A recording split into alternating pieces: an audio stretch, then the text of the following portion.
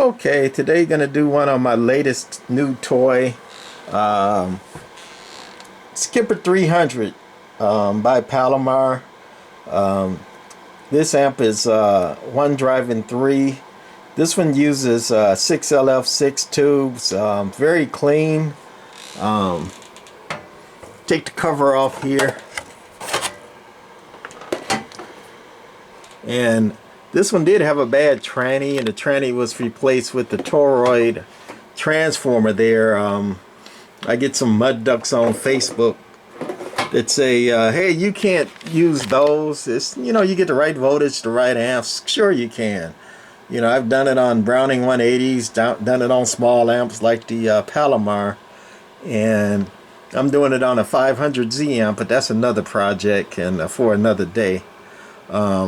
And I've also got mud ducks on Facebook like, what do you tune first? And, you know, people arguing. And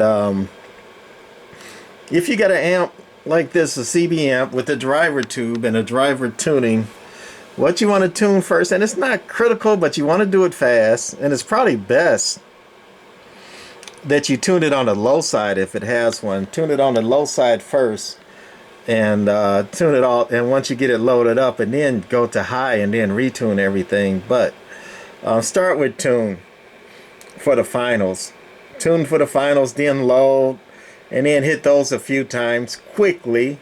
And then when you get those close, go to your driver tune. On this amp, that's the driver tune. It doesn't have a driver load. Some amps like Phantoms have a driver tune and load. So you would hit those a few times, unkey, let it rest, do it quick, and then, you know, after the rest for 30 seconds a minute, because you don't want to hit it hard while it's not tuned up. You know, go back to the tune and load, and then driver tune and load if necessary. But now that I'm thinking about it, I've done this amp before, so that's not a new toy. How about the Skipper 73C here, the matching radio for this amplifier. As you can see, they match actually the same cabinet, you know, matching paint job, silver top, black bottom. This is a early, I think made in 74, at least that's when the sounds book came out for this radio. So this radio is 50 years old.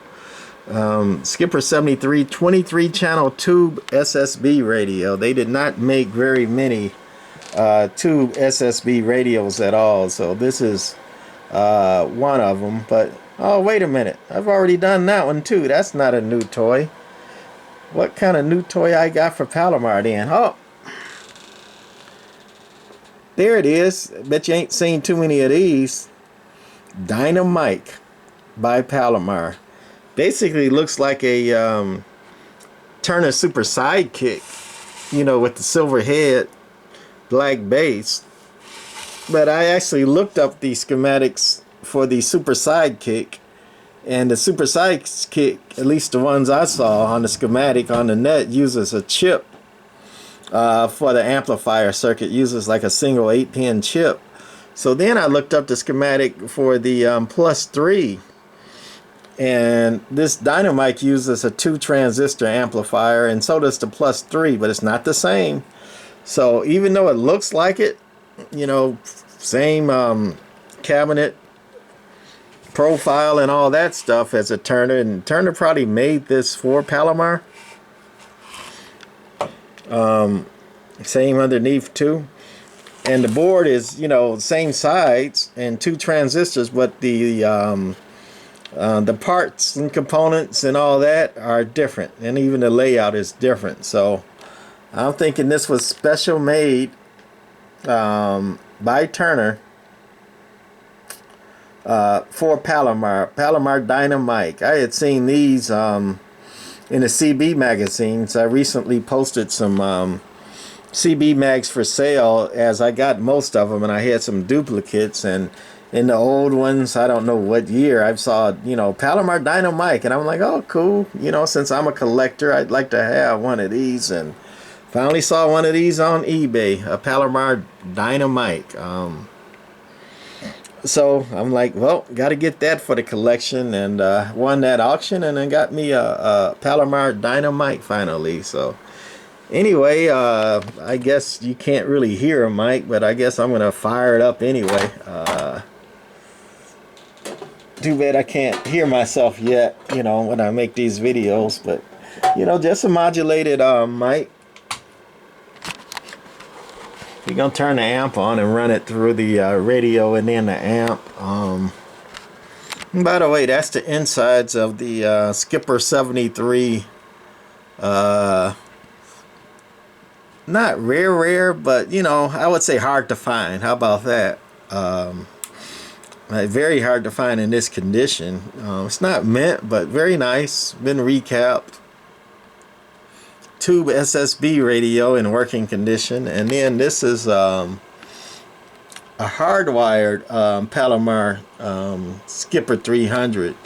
On some of the Skippers, and I think a few of the 300As, you know, most of them use circuit boards to mount everything, but this one, as you can see, no circuit boards. Even the relays on most of them are mounted to a circuit board, and this one is hardwired, meaning point-to-point wiring also, that's called, and that means somebody had to wire each connection, you know, with a soldering gun point to point, no circuit boards, and that's also what they mean by hardwired, you know, versus a PCB or circuit board.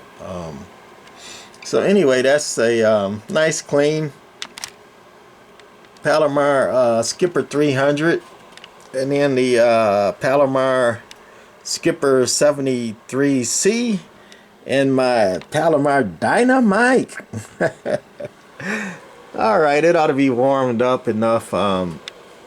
At watt meters, the watts coming from the radio going into the amp, and dead keen about 2.5, swinging about 6 or so. That's on average, not bad swing for a tube radio, right? And then over here we're on the 2,000 watt scale on average, going into a dummy load. So, and these are calibrated to a bird watt meter, so pretty stingy.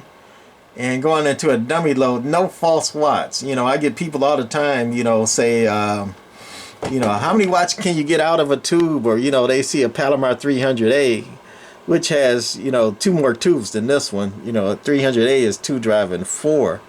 Well, this one is 1 driving 3, and I say basically on the output you can get about 100 watts of tube out of an amplifier. And you know, manufacturers know that. They call this Skipper 300 with 3 outputs a 300, right? You know, then I get people like, you know, I've seen a Palomar 300A do 1,000 watts. I'm like, oh, might be, you know, fake watt meter, harmonic, you know, bad SWR, and then you pushing it super hard. You can do it, but it won't last long. If you run an amplifier right, you know, these tubes will last decades, right? You run it wrong, hard, push it, you know, try to get 1,000 watts of it, it might last, you know, a couple hours, right?